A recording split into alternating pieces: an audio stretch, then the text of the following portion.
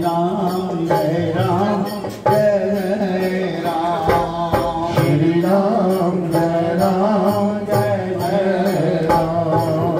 देखिए अक्षरों में अक्षर ब्रह्म योग देखा ना, अक्षरों में ईश्वर है। 9 जो ईश्वर है, 9 जो रंग है ना वो ईश्वर का है।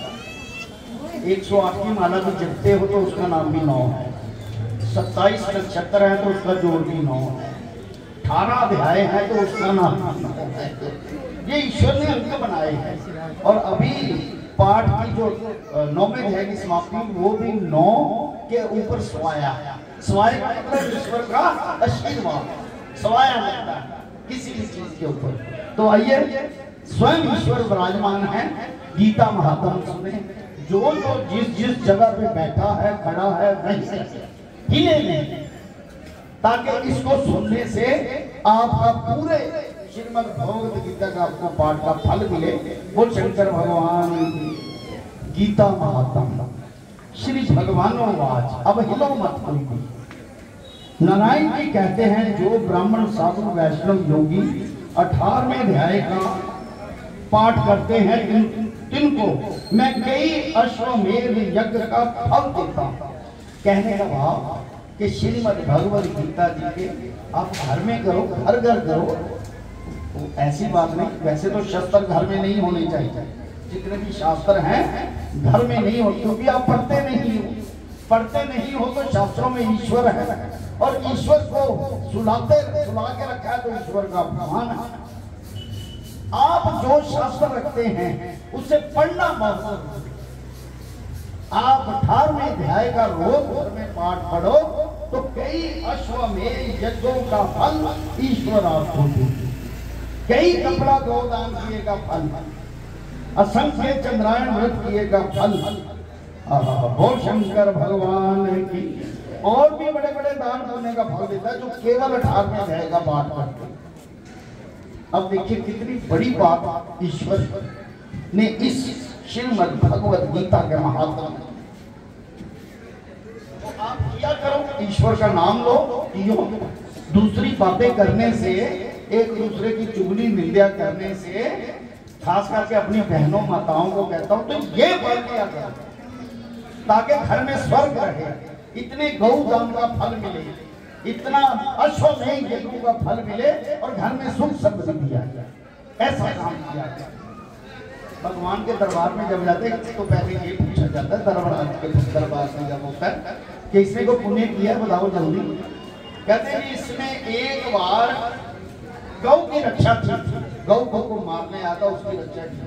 कहता है इसको मोक्ष देना और कुछ नहीं है, बाकी सारी जिंदगी के पाप नष्ट होके एक पुण्य के करने से। इसलिए पुण्य करना बहुत जरूरी।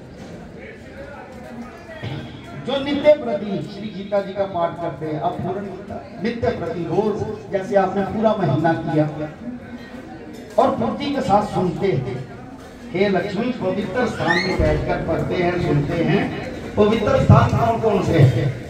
हरिद्वार की पौड़ियां, गंगा जी के किनारे, तुलसी व पीपल के पास बैठकर। अब घर में भी करो, घर में तुलसी है उसको पाठ बिठाकर साथ में गंगा जल लेकर एक गिलास लेकर साथ में वो रखो, बाद में उसको पियो। पाठ करने के बाद आगे जल ही साक्षी होता है जो आपको फल देता है, वो पियो। तभी गंगा किनारे का है बार बार। और पीपल 33 करोड़ देवी देवते का गुरु है पीपल। ब्रह्मा जी स्वयं है पीपल जो सृष्टि की रचना करते हैं। शंकर भगवान हरि मंदिर में, हरि मंदिर यानी भगवान का मंदिर, ईश्वर का मंदिर। और जहां जहां उत्तम ठोर है तहां बैठकर पढ़े। गुरु का आश्रम उत्तम ठोर, ठीक है। हरि मंदिर कहीं भी कोई भी मंदिर है वो उत्तम जगह। पवित्र नदी, पवित्र दरिया, पवित्र समुद्र, गंगा जैसे, यमुना जैसे, सरस्वती जैसे, ऐसे समुद्रों में उसके पास बैठकर पाठ करना यानी कि पवित्र वस्तु के पास। गृहस्थी आदमी तुलसी का पौधा साथ रख के वहां जोत जगा के पाठ कर सकते। कहते उनको कोई भी कलयुग का पाप नहीं लगता, वो प्राणी जिसने ये किया, और दुख कलेश आपदा से छूट जाता है। जो प्राणी ये 4 साधन करे, कौन कौन से? गंगा स्नान, गीता, गायत्री का पाठ, संतों की सेवा, गोविंद का भजन, इसके प्रताप से कलयुग के पाप नहीं लगेंगे। आइए एक बार सभी मिलके गायत्री मंत्र पढ़े। ओम भूर्भुवः स्वाहा तत्सवितुर्वरेण्यं भर्गो देवस्य धीमहि धियो यो न प्रचोदयात्। ये जितने भी लोगों ने पढ़ा सुना, कम से कम सैकड़ों बार, ठीक है, कहता उसको कलयुग का पाप नहीं व्यापेगा। ये ऐसा करता है। सुबह उठ के ना, सुबह हाथ ऐसे हाथ है, चाहे आप सोते उठे हैं, ये दोनों हाथों में ब्रह्मा विष्णु महेश तीनों ऐसे जोड़ के ओम ब्रह्मदेवाय नमः या गुरुदेव, आपने इस को ही ध्यान लो, एक ही रख लो बात, वो ध्यान तो फिर जाके दाया पांव नीचे रख के फिर जो मर्जी काम। सारा दिन आपके साथ ईश्वर रहेंगे, आपका ईश्वर रहेगा, आपका कोई लॉस नहीं होने देंगे। ये देखिए कलयुग में कैसी कैसी छुपी हुई रहस्य, छुपी हुई बातें हैं। जैसे नासिका, नासिका के 2 श्वास हैं और एक श्वास तो हमेशा चलता है, एक बंद रहता है। कभी कभी 2 श्वास खुलते हैं। जब दाहिना श्वास खुले तब किसी शुभ काम में जाओ तो कभी मतलब कोई रुकावट नहीं, ठीक हो जाएगा। बायां हो तो उसको रोक लो, बार बार श्वास लेकर दाहिना चला लो। ये युक्तियां हैं। मतलब ऐसा करने से आपको कलयुग के पाप नहीं लगेंगे। कलयुग में जो भी मनोकामना होगी उसकी पूर्ति वो शंकर भगवान की। कहते हैं इन पर्वों में जो गीता पाठ करे, एकादशी, अमावस, पूर्णमासी, तो 1000 गौदान किए का फल हो। अब गौदान किए का फल है क्या?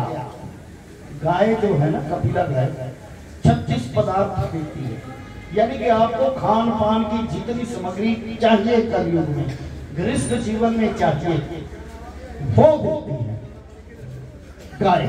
इसलिए उन्होंने कहा कि अमावस्या, एकादशी, पूर्णमासी को कहो तो 1000 गौदान का, दुनिया को जितनी आपने भगवान विष्णु ने सामग्री देनी वो आपको मिल गई, उसका फल आपको मिल गया, निचोड़ निकाल। पितर पक्ष में पाठ करे तो जितने पितर अधोगत हो गए, ये कितनी बड़ी बात है। इसमें ये भेद छुपाए हुए हैं लोगों ने, हमारे बड़े बड़े ब्राह्मणों में, माफ करना, भेद छुपाए हुए हैं। क्योंकि चलो उनकी भी रोटी रोटी है, हम नहीं कहते, हम किसी की निंदा नहीं करते, लेकिन इसको पढ़ने से पितृ जो अधिक अधोगति हैं वो पर इसका नियम का जरूर पालन करना, वो किसी ब्राह्मण से पूछे नियम का पालन। पितर पक्ष में पाठ करें तो जितने पितर अधोगत हो गए उन सब का उद्धार होगा, वह वैकुंठवासी आशीर्वाद करेंगे, तिनको मुक्ति होगी। जो प्राणी सारी गीता का पाठ करे तो क्या कहना, एक अध्याय या एक श्लोक नित्य पढ़े तो मुक्ति भक्ति सब मिलेगी। जो श्रोता को सुनावे तो गौदान किए का फल होगा। इस जीव के उद्धार के 6 यत्न हैं।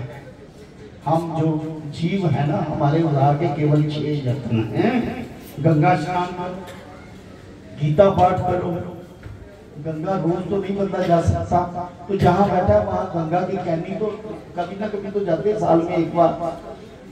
देवता लोग का दिन होता है साल में एक बार, उत्तरायण दक्षायण देवलोक का दिन होता है एक बार साल में चले जाओ, वो रोज ही आपका गिना जाएगा। आप वहां से कहनी ले आओ, थोड़ा सा जल रोज गंगा में डाल, अपने पानी में डाल के स्नान किया करो तो गंगा स्नान।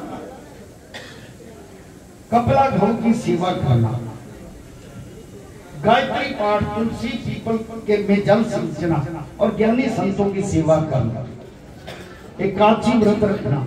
हे लक्ष्मी, सर्व शास्त्रों में ही गीता, सर्व धर्म में गया, सर्व तीर्थों में गंगा, सर्व देवों में हरि। अर्जुन सुनकर कृतार्थ हुआ। चारों वर्णों में जो कोई इसको पढ़े सुने धारण करे वो कृतार्थ होगा। इसकी अपार महिमा है, कहने सुनने से बाहर है, मुक्ति भुक्ति की दाती है। बोल सतगुरुदेव महाराज की जय। ओम नमो शिवाय, हरि ओम नमो शिवाय, ओम नमो शिवाय, हरि ओम नमो शिवाय, नमो शिवाय, ओम नमो शिवाय, ओम नमो शिवाय, ओम नमो शिवाय, ओम नमो शिवाय, ओम नमो शिवाय, नमो शिवाय, ओम नमो शिवाय, नमो शिवाय, ओम नमो शिवाय, ओम नमो शिवाय, ओम नमो शिवाय, ओम बलि कृष्णाय नमः, बलि कृष्णाय नमः, ओम नमो भगवते वासुदेवाय, नमो भगवते वासुदेवाय, नमो भगवते वासुदेवाय, नमो भगवते वासुदेवाय, नमो भगवते वासुदेवाय, नमो भगवते वासुदेवाय, नमो भगवते वासुदेवाय, नमो भगवते वासुदेवाय, नमो भगवते वासुदेवाय, नमो भगवते वासुदेवाय, नमो भगवते ओम नमो भगवते वासुदेवाय, ओम नमो भगवते वासुदेवाय, नमो भगवते वासुदेवाय, ओम नमो भगवते वासुदेवाय, ओम नमो भगवते वासुदेवाय, ओम नमो भगवते वासुदेवाय, ओम नमो भगवते वासुदेवाय, ओम नमो भगवते वासुदेवाय।